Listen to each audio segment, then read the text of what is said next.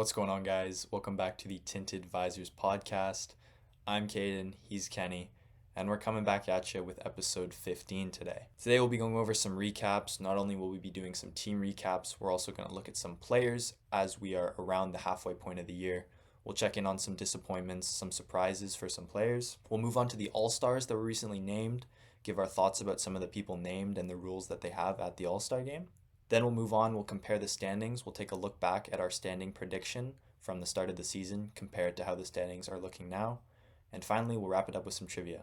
That being said, let's get it going. You really thought she would be sweet. It's a whole nother level of sour. Before we get going here, as always, card of the day. I'll go first today, and today we have a JT Miller Ice Premiers numbered to 249. It was a gift from Kenny. It was a birthday gift. Super sweet card. Love how it's the acetate, the see-through, and the Rangers jersey really pops on him. It's from when he started his career with New York. But yeah, awesome JT Miller card. One of my favorites in my collection. Yeah, super great card. Really living up to that contract. So, yeah, great card and great player. Today I got for you guys a Steven Stamkos jersey rookie auto. The only rookie auto that I have of them.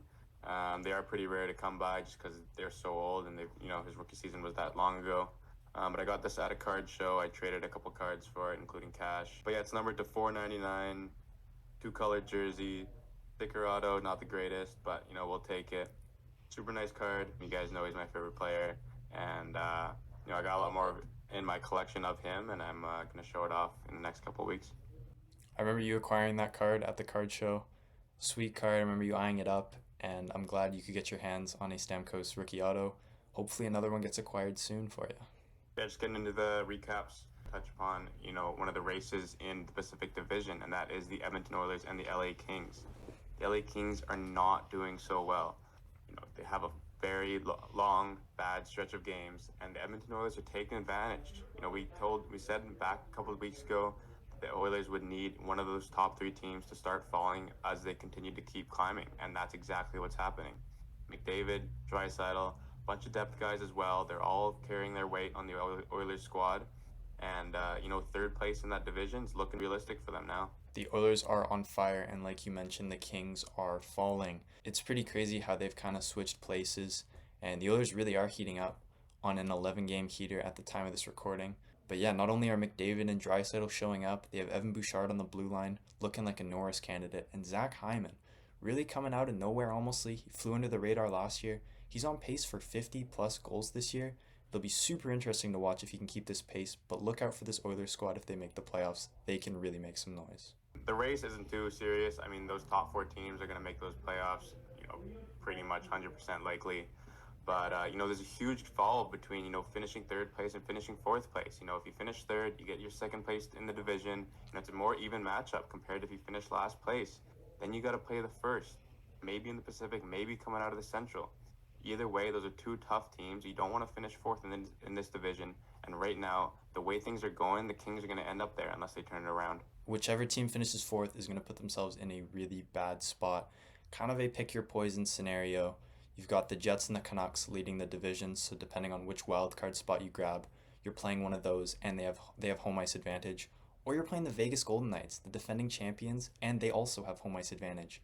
Both teams will obviously be trying to win as many games as they can, but it will be super interesting to see how the Pacific Division shakes out. So just before we wrap up the recaps today, let's talk about some players. About halfway through the NHL season, you're going to have your surprises and you're going to have your disappointments. Yeah, just coming out of Dallas, your Stanley Cup favorites at the start of the season. The list could go on for the, surprises on this team. Tyler Seguin, kind of a resurgence this season, doing really well. Joe Pavelski, obviously not as surprising just because he has been so consistent, but to do it at his age is what is surprising out of, that his stat line. But for me, Matt Duchene, comes on a one-year deal. Right now, he's got 39 points in 42 games. A rough sort of end to his Nashville career, got bought out. Wasn't really sure where he was going to go, but he signs with Dallas, sort of finds a home there. And he's performing really well. He's providing that second, third line scoring, providing that depth behind, guys like Jason Robertson and Rube Hintz, and it's working out for Dallas. I wonder what he'll get, in the offseason. Maybe they'll extend him before then. But I think the signing is really working out for him. He could find a home there in Dallas. At the start of the season, we mentioned Matt Duchene as the X factor for this Dallas team, brought in the offseason to give them that scoring depth, and that's what he's done. Playing a middle six center role, he's allowed a guy like Tyler Seguin to move to the wing. And you even look in their bottom six, you have guys who can score up and down this lineup.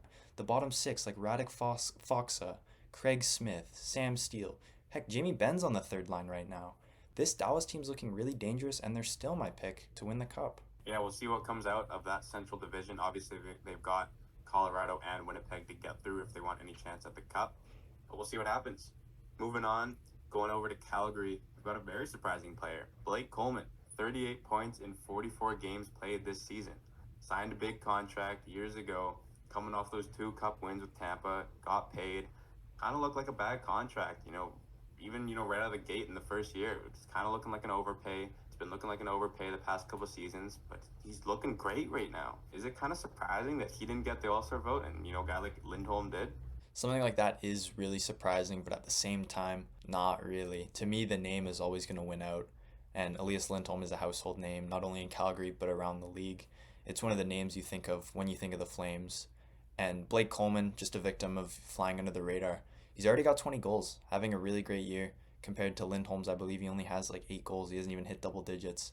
So to me, it is super surprising. Coleman should be a bit disappointed, but at the same time should be super happy for Lindholm to be able to go to the All-Star game and experience it. Coming out of Buffalo, when you think of guys, like Tage Thompson, Alex Tuch, Jeff Skinner, Dylan Cousins, you don't really think that the guy on top is going to be Casey Middlestat, leading the team 38 points in 44 games played. Obviously showed signs last year of, sort of breaking out and having, a career year. A lot of people didn't know whether he was going to stick around, maybe they were going to move on from him. It had been a couple years since he was drafted and very highly touted prospect. But right now he's showing signs of back in the World Junior days when he was, tearing up for Team USA. Not only is he leading in points, but the plus minus, he's a plus 11. The next closest guy, I think, looking at it right now, plus 4, plus 5. That's a pretty big gap coming from a guy who was counted out a couple years ago. A former lottery pick in Casey Middlestat was once considered a bust. It was only a couple years ago where people were already given up on him, started to turn their shoulder on him, and began to doubt him. But like you said, he's really showing flashes of that World Juniors Casey Middlestat, and something you love to see. You love to see these young guys prove the haters wrong, and hopefully he can continue to prove that this isn't just a fluke and have more success in the years to come. Yeah, hopefully he can keep it going. And then once, guys like Tage Thompson or Alex Tuch really sort of bring their production back to, years past, I think, Buffalo's going to be, sort of that playoff bubble team. But, as of right now, they're both sort of slow paces, and Buffalo's sitting outside. Not looking too good, but Casey Middlestat should be real proud of what he's done. Kenny, you bring up Buffalo and you mention them. They have been plagued with injuries. Guys like Tage Thompson, Alex Tuch, and now Jeff Skinner going down games at a time. Do you think they still have a chance to make the playoffs, or is it time to throw in the towel this year and retool for next season? Tough to say, obviously, like we keep mentioning, halfway through the season, things are getting kind of serious. And right now, for me in the Atlantic, it's looking like 5 teams, really battling for those 4 spots. And Buffalo, unfortunately, it's not in that top 5. I'm not really sure what they should do. I think maybe it's sort of a one-off season, but they keep saying that. I don't know how many seasons can become one-off seasons. So I think maybe move some minor pieces around. Obviously, keep around the big dogs. Obviously those guys are going to be the ones who are carrying the weight next year. But right now, I think they're out of the playoffs. So just moving on, talking about a piece of one of the largest trades in the summer a couple seasons ago, Jonathan Huberdeau. Coming off a career year with the Panthers, everyone expected the Panthers to run it back after a President's Trophy win. However, they made the big shocking trade, trading for Matthew Tkachuk and shipping out Mackenzie Weegar and Jonathan Huberdeau, both on expiring contracts. As we know, Huberdeau re-signed, and he has shown nothing in Calgary. Kenny, what seems to be the problem out there? I have no idea. Honestly, I can't sort of imagine what's going on with him right now. A lot of people are sort of looking at him, trying to find an explanation for what's been going on the past couple seasons. But going from Florida to Calgary in that one season, there was a 60-point drop in production. That's an NHL record for drop off in points. And right now he's on pace to get even lower than that 55 points from last season. Something's going on with Jonathan Huberdeau. He's been benched a couple times, and he's been up and down the lineup. He's been through a couple different coaches. Hopefully he can sort of find that groove and sort of get that stuff back. We have seen flashes every now and then, but something's going on. We got to figure it out. And it's a tough watch for Flame fans. going from Johnny Gaudreau and Matthew Tkachuk both having 100-point seasons. Obviously, a very disappointing end to that season in a second-round exit to the Oilers. But Flame fans thought they were going to run it back. And then Johnny Gaudreau leaves. Matthew Tkachuk refuses the C and demands a trade. And it looks like the sky is falling. But you acquire Huberdeau and Weegar. There is still hope in Calgary. And now you have to watch this. And at the same time on the other side, Matthew Tkachuk's leading a Florida Panther team to the Cup Finals, who honestly didn't really have business being there considering the teams they beat. Who knows what's going on with Huberdeau, but hopefully he can turn it around soon. You mentioned Johnny Gaudreau. Obviously, I don't want you to think about numbers too much. Just based off your opinion, who's been more disappointing? Johnny Gaudreau with Columbus or Jonathan Huberdeau with Calgary? They've both been pretty disappointing, honestly, both on very similar contracts. However, Johnny Gaudreau, you don't really hear much about him. He did go to Columbus and the Columbus media. It's been super quiet out there. And then Jonathan Huberdeau in the Canadian market, in the spotlight, a lot of pressure on him. So for me, I'm still going to say Jonathan Huberdeau. I just think, looking at the pieces that were moved in and out, the expectations were super high. You have big shoes to fill in Matthew Tkachuk, and quite frankly, he hasn't filled them at all. You look at Johnny Gaudreau, free agent signing, doesn't really, he's the expectation to be a star in Columbus. However, he's not being compared to anyone, and he's not replacing anyone, whereas Huberdeau was. So to me, I think Huberdeau's been the bigger disappointment. Yeah, just moving on, we're going to talk about some Allstars. Come out with a 32-man roster, and then they have the fan vote later on. But now they have their final rosters, and I mean I'd say it's disappointing, but it happens every single year that they allow one player from every team to come in, and that results in a couple players who truly don't deserve to be there. With all due respect to all these players, I don't think a guy like Boone Jenner is up to the standards of a Connor McDavid or a Sidney Crosby. I don't think those guys need to be there, and I don't think every single team needs to be represented. You look at all the other leagues, I don't think every single team is represented there. So I don't see why the NHL needs to do that. But Caden, I don't know, you got any players in mind? Yeah, I completely agree with you. First and foremost, I do think the rule is pretty dumb. I see the logic behind it. You want every team represented. You don't want anyone to feel excluded. But honestly, if your team's bad and you have no All-Stars, kick rocks. Really, you'll have your years. There are other guys far more deserving. Then, like you said, a guy like Boone Jenner. You're kind of looking at the Instagram post for the All-Stars, and you see a guy like Boone Jenner. You're like, hold on. Even Nick Suzuki, it's a little questionable. Props to those guys, no diss to them. I just think there are, like you said, much more deserving players in the league that are getting snubbed year after year because of this rule. Nick Suzuki, very solid season.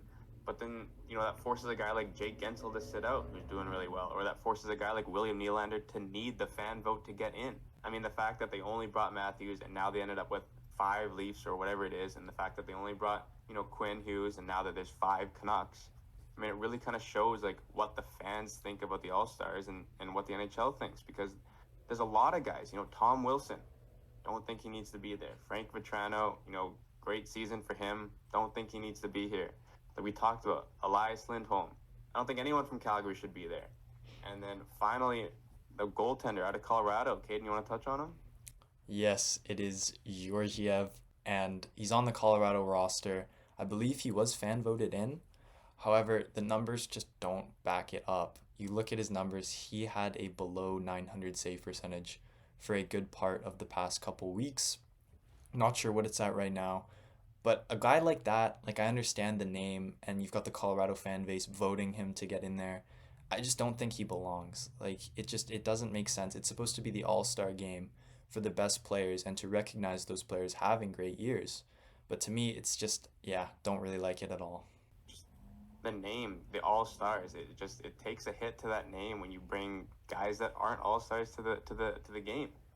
And, obviously you want, fans to cheer on, the player from their team. But frankly, if no one from Tampa Bay went, it would not change my perspective. I'm pretty sure it'd be the same for you. If no one from Vancouver went, it would not change your perspective. As long as true All-Stars went, I don't care whose team goes.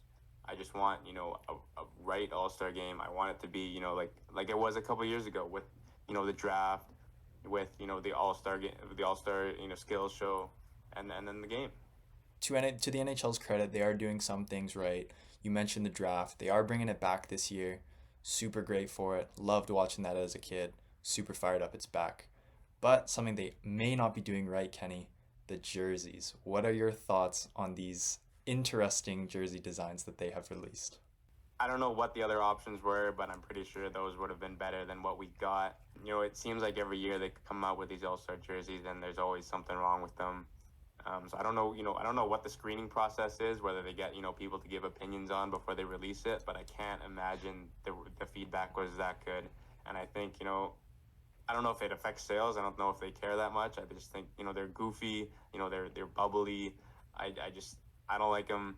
I wouldn't buy one, that's for sure. It doesn't matter who's on the back of it. I don't like them.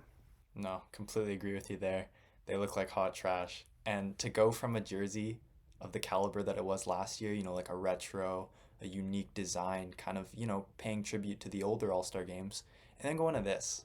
Like the yellow and the red just completely make no sense to me.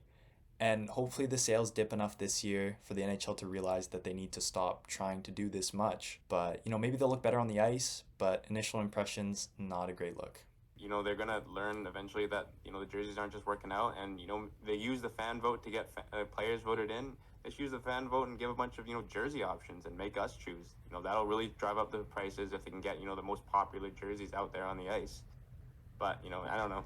Some things got to change with the All-Star game. Some things are great, but I don't know. Are you going to be watching this year? Absolutely. I think I will be tuning in this year. Skills competition and the games, super entertaining to watch. I love them.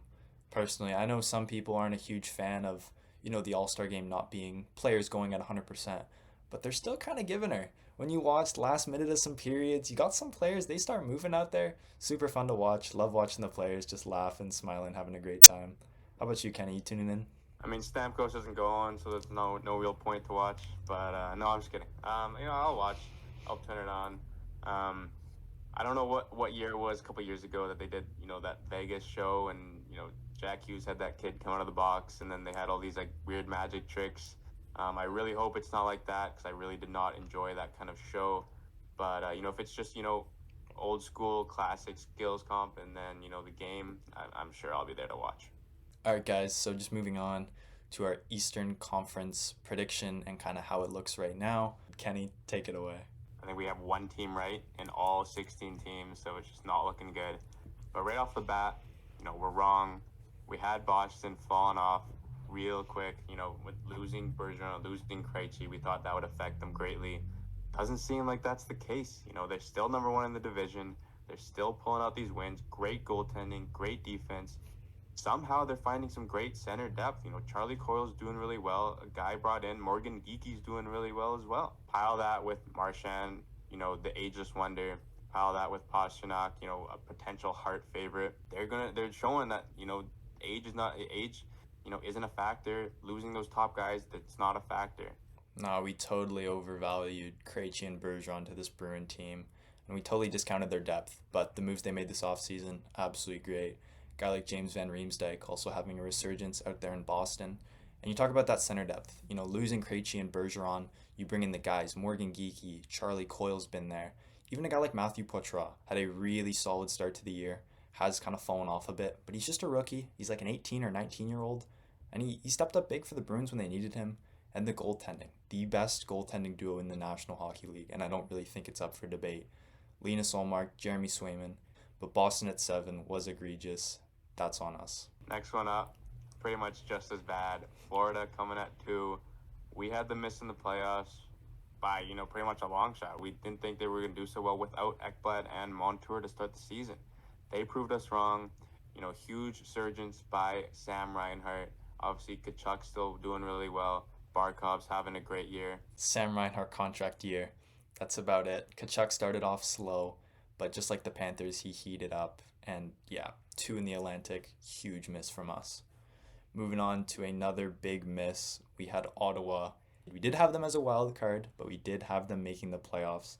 They do still have the least amount of games played in the NHL, but they are bringing up the rear by a pretty good margin here in the Atlantic Division. Kenny, what are your thoughts?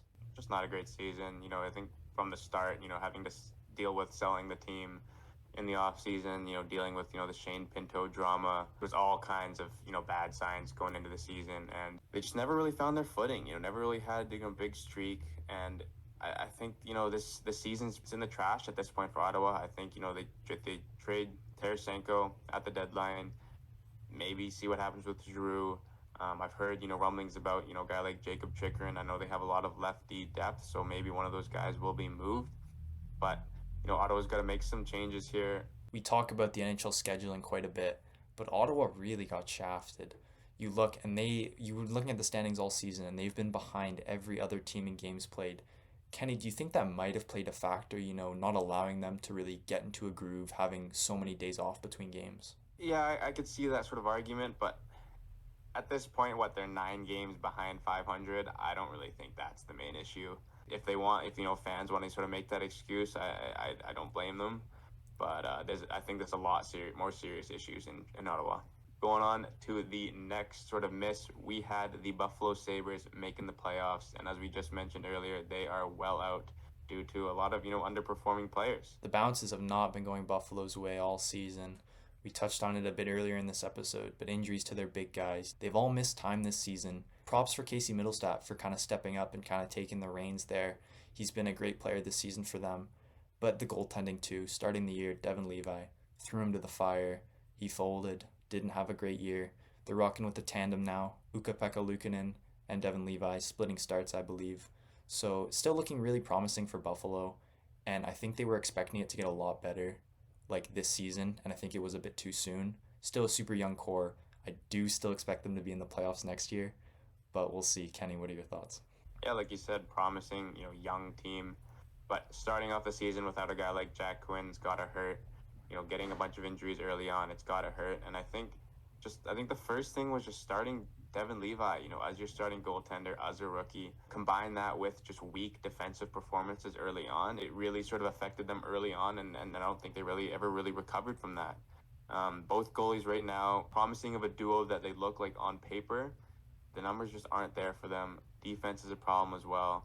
I think, offensive production, I think they're doing really well. I think, they have real threats out there on the forward lines, but there's a lot more, areas that they need to fix.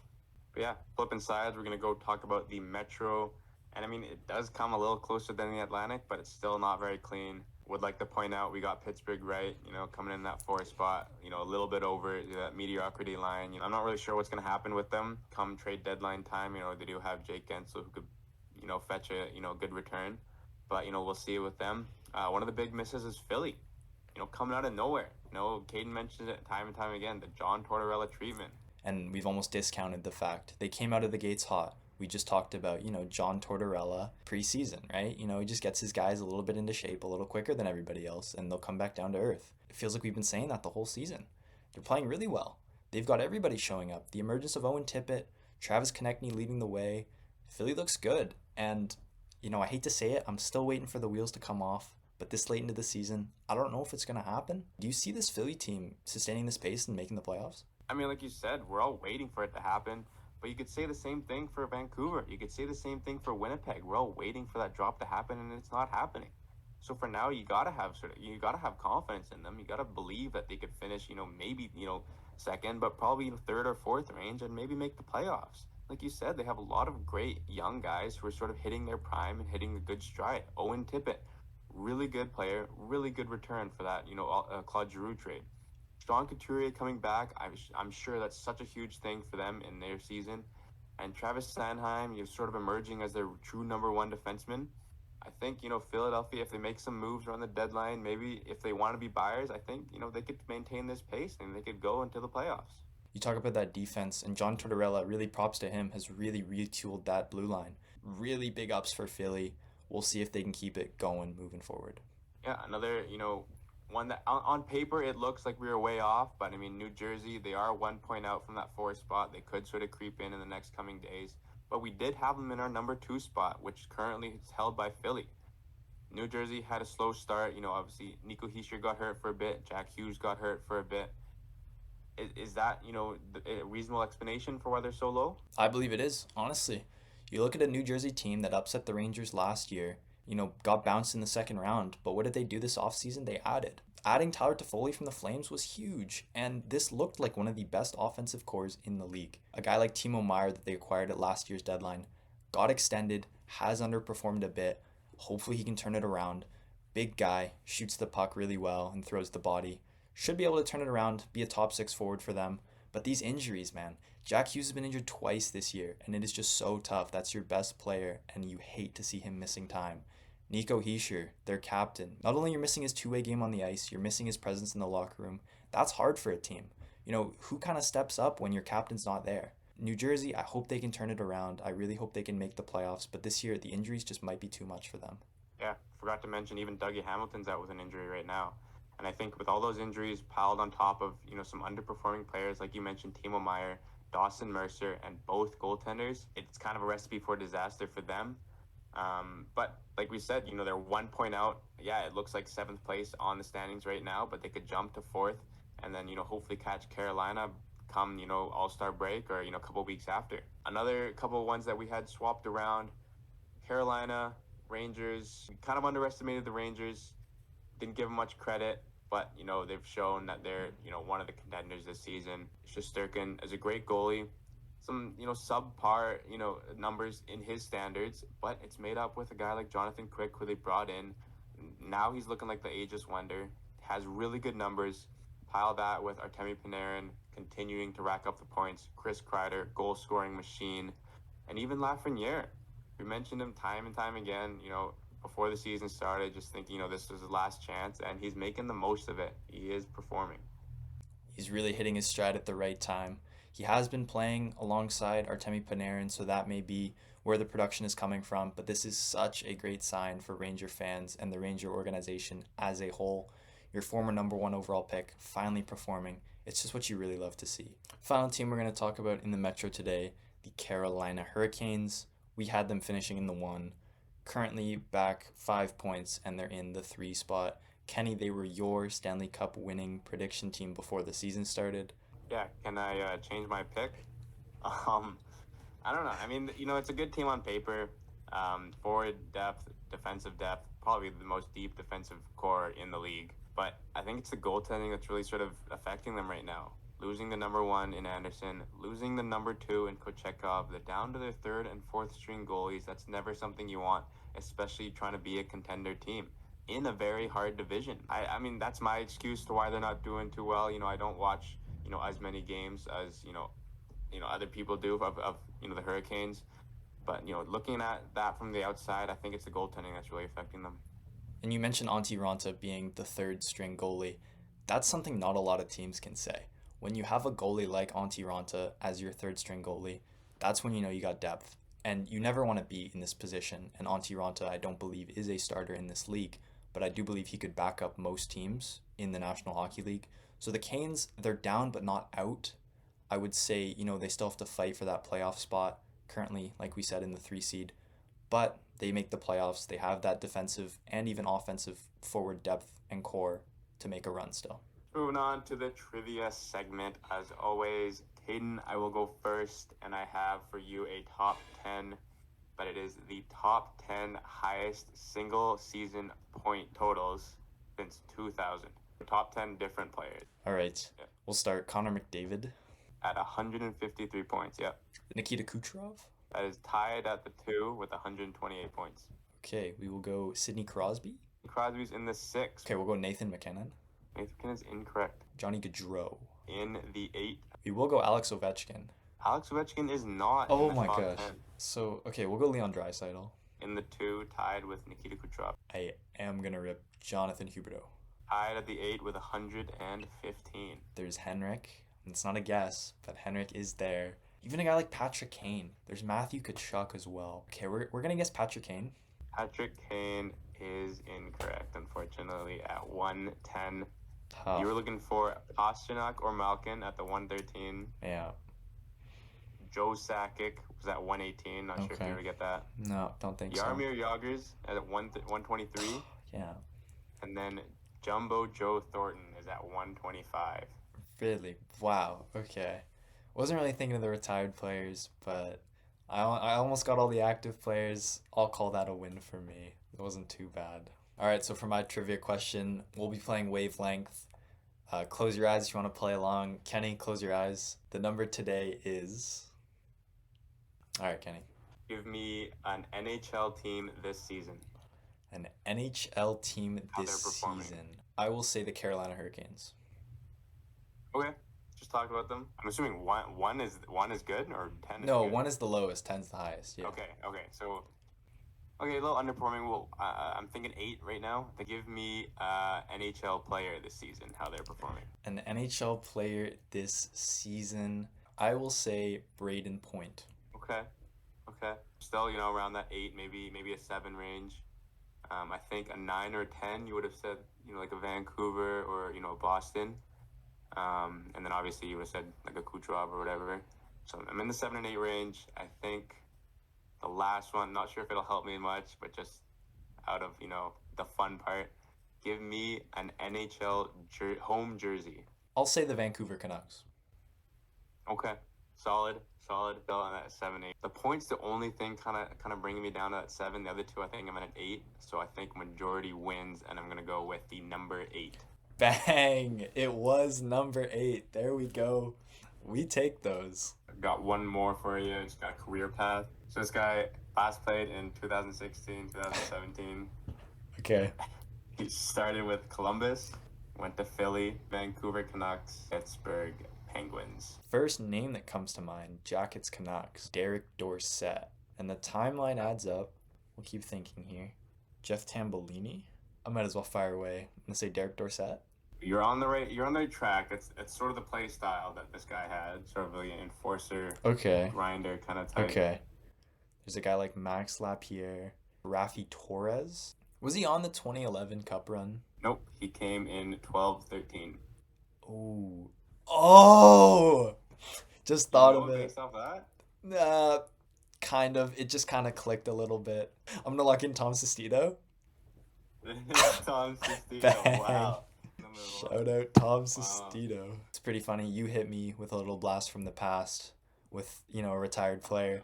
So mine is a little bit older as well. It's going to be, I'm not going to put a number on it because you always seem to smash the number. So it's going to be just how many players can you name that were on the 2014 Team Canada Sochi Olympic hockey roster? 3 lives. I would say 10 or even 15, but knowing you'll go 15 for 15. So putting no cap on it, let's just see how far you can get. Okay. I'll go Price. Carey Price is correct. Roberto Luongo. Correct. There's 2 goalies. And Mike Smith. Yep, those are the 3. Then we'll go Sidney Crosby. Sidney Crosby is correct. Jonathan Toews. Jonathan Toews is correct.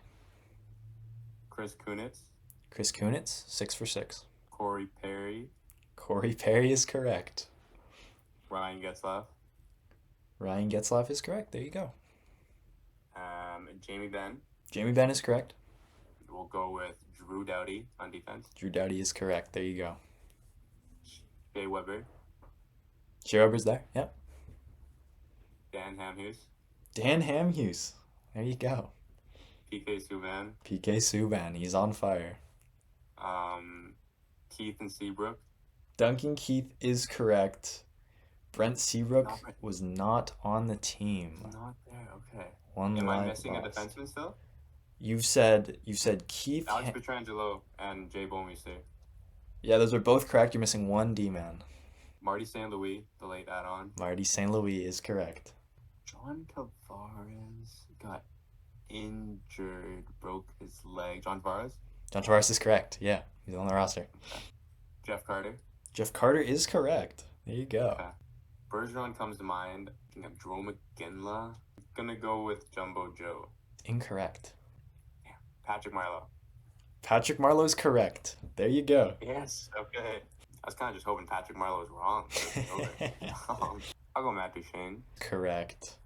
Is he right? Okay. A 23-year-old Matt Duchene. And Mark Stahl. Mark Stahl was incorrect.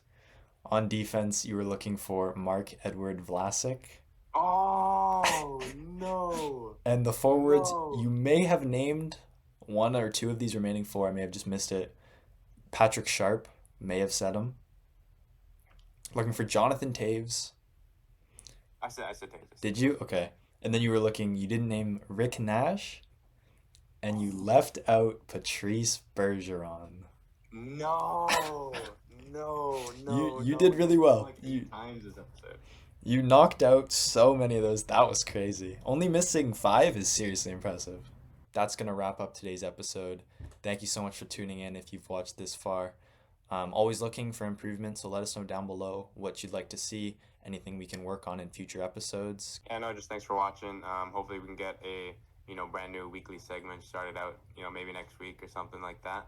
But we're going to keep pumping out episodes, so stay tuned. That's all from us today. See you guys next week. You could put in the work, but I don't be getting my flowers. You really thought she would be sweet. It's a whole nother level.